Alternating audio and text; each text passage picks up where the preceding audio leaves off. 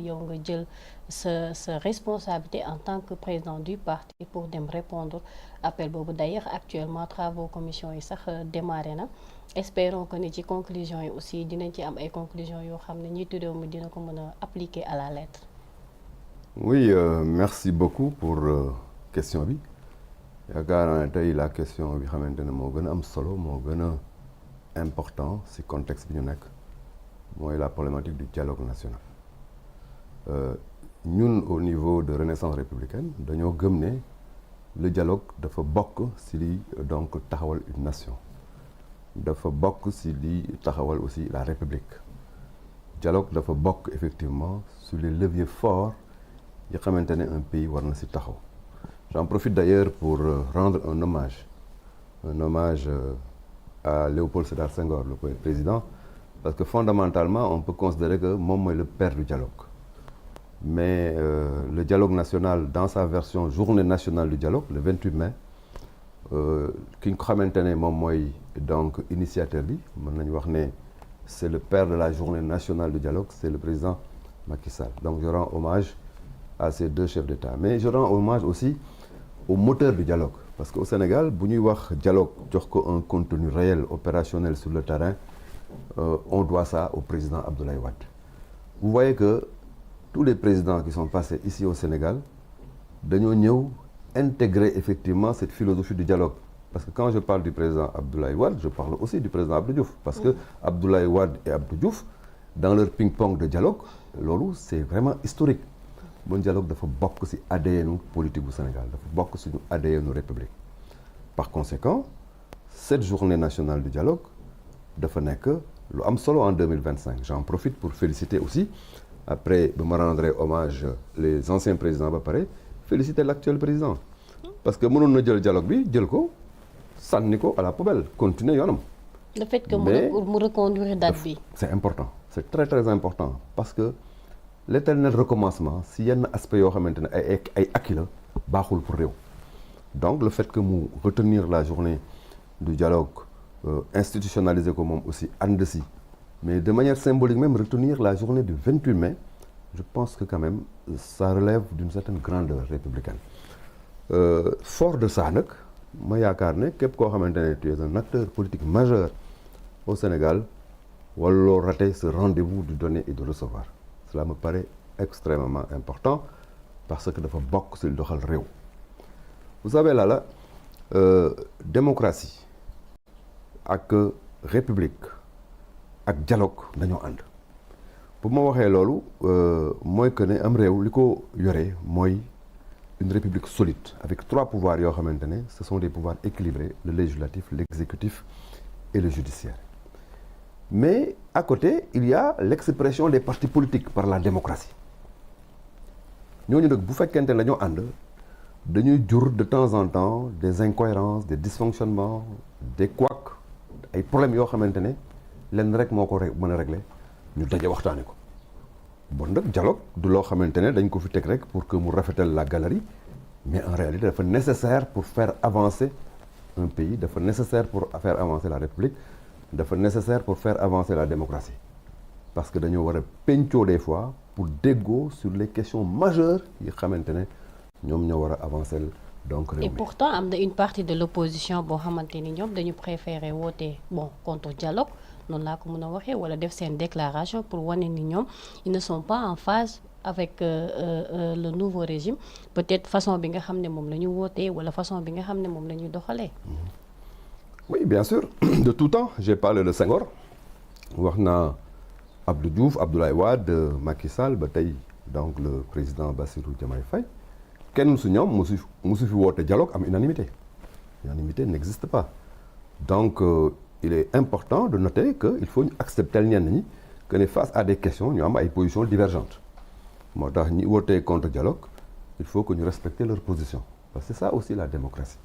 La démocratie loolu la. C'est le jeu libre et l'expression effectivement des libertés. Ku nekk rek face à une situation am na ay paramètres yooyu jël ba am sa position ku nekk dañ ko respecter la position. Cependant sur le principe dialogue bu génnee rek ci jeu réew mi day am problème effectivement mën na am des difficultés dans le jeu républicain mais aussi dans le jeu de la démocratie. Parce que la plupart ñoom benn requête la ñuy def mooy comme quoi que dialogue bi warul nekk dialogue politique kese war nañ ci boole les questions économie environnementale même su fekkente ni sax à travers Ayib Daffé gis nañu ne apporté na ay éclaircissement par rapport ak lu waral ñu tànn thème principal boobu mais d'une part aussi est-ce que ñoom mënuñu leen accepter thèse bi nga xam ne moom lañ doon avancer. Je peux prendre l'exemple de l'APR, je peux prendre l'exemple des députés non inscrits ba ci ñeneen ñi nga xam ne peut-être jël nañ fa parole pour def seen ay allocution. Oui, je pense qu'à ce niveau-là aussi, il faut que nous xool mbir mi bu baax. Dès l'instant que nous instituons la journée du 28 mai comme étant la journée nationale du dialogue, il faut que nous ayons une option par rapport à ce dialogue. Dire qu'on va au dialogue, ku nekk loo yaakaar ne am na solo si yow boo ñëwee nga évoqué ko. En ce moment-là, ça va être un dialogue fourre-tout. Ou bien ñu ne le dialogue est thématique, si thème bi la ñu discuter. Mais dans tous les cas de figure, avant d'aller à un dialogue national, dañu génn ce qu'on appelle des termes de référence. Les termes de référence mooy le cadrage, effectivement, xool naka la ñuy taxawee le dialogue bi. Nous, au niveau de Renaissance républicaine, quand on a reçu les termes de référence bi ñu ko jotee dañu ko càmbar bu baax a baax a baax liggéey si dans le cadre du comité scientifique de RR ñu xool réellement ñun lan la ñu war a mën a ñëw apporter ko comme élément de plus dans le dialogue national. Nous avons estimé d'ailleurs que mënuñu wax un dialogue politique dans ce pays sans évoquer la problématique de la presse au Sénégal. Parce qu'il y a des avancées majeures dans la démocratie et dans le jeu politique au Sénégal. Il faut reconnaître que nous ne le devons pas qu'aux seuls politiques. Nous le devons essentiellement à la presse. Donc presse boobu nag bu fekkente nañu wax dialogue politique te processus électoral bi am ci réew mi ak avancées yi ak les trois alternances yi fi am presse bi moo joué un rôle déterminant mënuñu discuter effectivement politique sans regarder le rôle de la presse dans l'expression du jeu démocratique. Donc loolu ñun introduire nañ ko si suñu donc amélioration en termes de référence.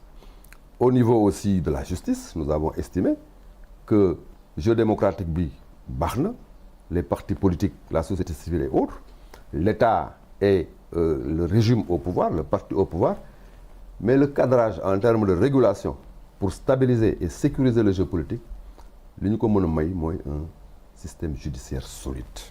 Loolu tam wax nañ ne il faut pas penser que parler de judiciaire dans le dialogue politique, c'est hors sujet. Non, c'est important parce que le socle, c'est la justice. Donc, terme de référence yooyu bu fekkente ne participer go ci élaboration yi, je pense que la question donc du cadrage ne doit pas se poser.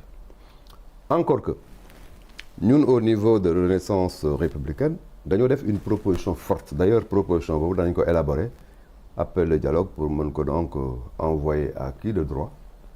Mooy que ne désormais ce dialogue national du 28 mai, puisque ça a été institué, il faut absolument aller à l'Assemblée nationale et voter une loi d'orientation sur le dialogue. Pour élaguer toutes ces difficultés-là ak problèmes yi xamante ne ñooy am bu ñu poser le dialogue national. Quel doit être le cadre? Quels doivent être les participants? Quelles doivent être effectivement les modalités de choix des thèmes? Comment nous devons nous organiser effectivement pour aller au dialogue? Comment on doit encadrer pour que les recommandations du dialogue passent en application? Je pense quand même qu'il faut légiférer là-dessus pour ne pas donner l'impression de laisser effectivement dialogue bi au seul arbitrage de l'exécutif. Parce que souvent boo gisee loolu mooy indi difficulté yi, on a l'impression que l'exécutif et le pouvoir en place moom dialogue bi, souvent des éléments de l'opposition mën nañ taxaw fa ñoom nag ça les concerne pas, alors que le dialogue c'est le dialogue de la nation. Moo tax je pense qu'il est important de donner au peuple quand même la voix pour que nous légiférer pour avoir le cadrage sur le dialogue. Et la posture de l'APR? Je respecte la posture de l'APR. Je respecte la posture de l'APR et je ne me permets pas, et je ne peux pas me permettre même de la juger.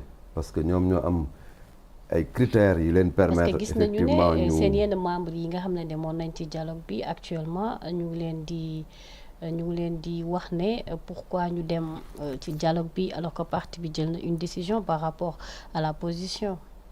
Oui, mais ça c'est la souveraineté du parti.